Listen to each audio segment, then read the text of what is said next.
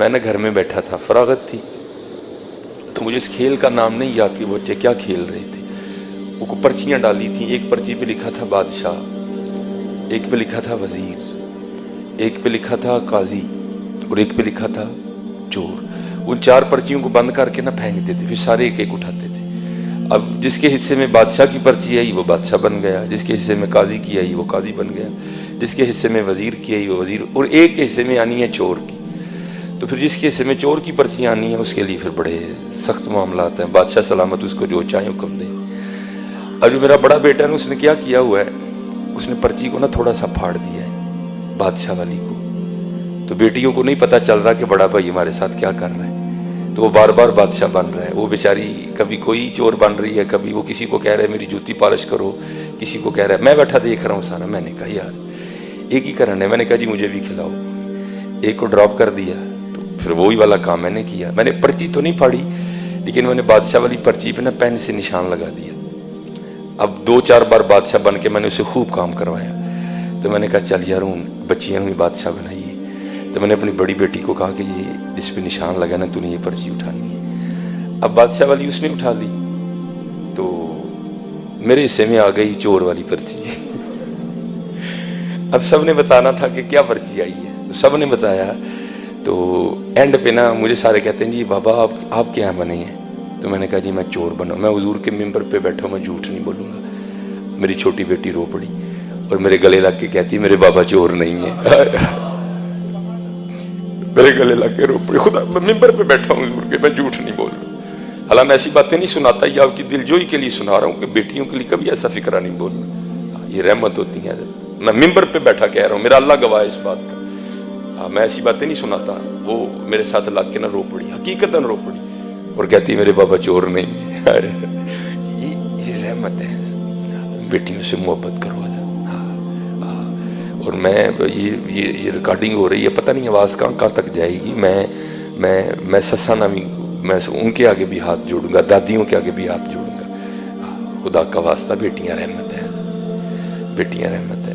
میں نے بڑی اذانیں دی، اب میں نہیں دینے جاتا، کیونکہ جس کے گھر میں بیٹی ہوئی ہو نا، فوتگی والے گھر میں بھی ایسا سما نہیں ہوتا. جس کے گھر میں بیٹی پیدا ہو اس کے گھر میں ایسا سما ہوتا ہے. نہیں، بیٹیاں رحمت ہے. ہاں بس ان کی تربیت کرو. ان کی تربیت کرو. ان کو ایک اچھی بیٹی بننا سکھاؤ، ان کو ایک اچھی بہن بننا سکھاؤ. ان کی تربیت کرو. آج بس یہی ہے کہ ہمارے معاشرے میں جو ہے نا وہ تربیت نہیں ہو رہی. باقی حضرت جی بیٹیوں کا کیا کہنا، بیٹیاں تو رحمت ہیں. اللہ ان بچیوں کو سلامت رکھے. یہ ٹھنڈک ہے حضرت جی، ہمارے گھروں کی رونق ہے. پتہ نہیں حضرت کس گھر میں رونقیں ان کی وجہ سے لگی ہیں. حقیقت ہے حضرت، یہ واقعتاً رحمت ہے. بس یہ ہے کہ ان کو نمازی بناؤ حضرت. ان کو دوپٹے اور چادر کی محبت سکھاؤ بچیوں کو. ان کو بتاؤ کہ ہماری سیدہ فاطمہ کیسی تھی. ان کو بتاؤ کہ سیدہ عائشہ صدیقہ رضی اللہ تعالیٰ عنہ کیسی تھی. بس اتنا کام کرو حضرت. ان کی تربیت. یہ کسی دوست نے یہ رکا دیا ہے اور لکھا ہے جی میری صرف 4 بیٹیاں ہی ہیں، تو بیٹے کے لیے بھی دعا فرمائیں.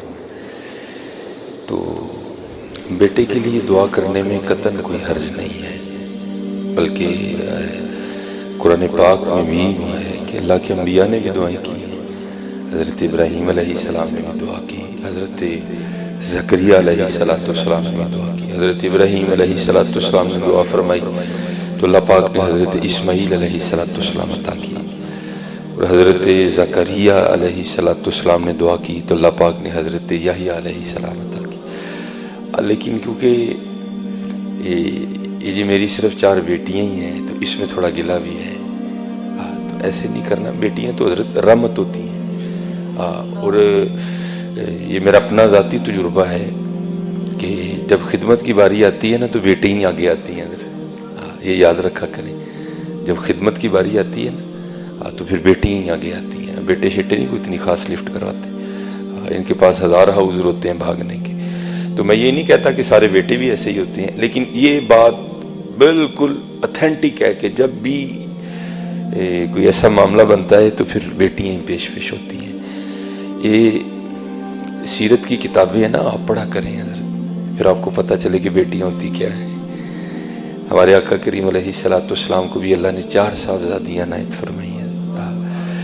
تو کیونکہ 3 تو نبی علیہ الصلوۃ والسلام کی حیات مبارکہ ہی میں وصال فرما گئیں، تو پھر لکھا ہے کہ ایک روز نا حضرت سیدہ فاطمہ رضی اللہ تعالی عنہا اپنے گھر میں بیٹھی کھانا تناول کر رہی تھی.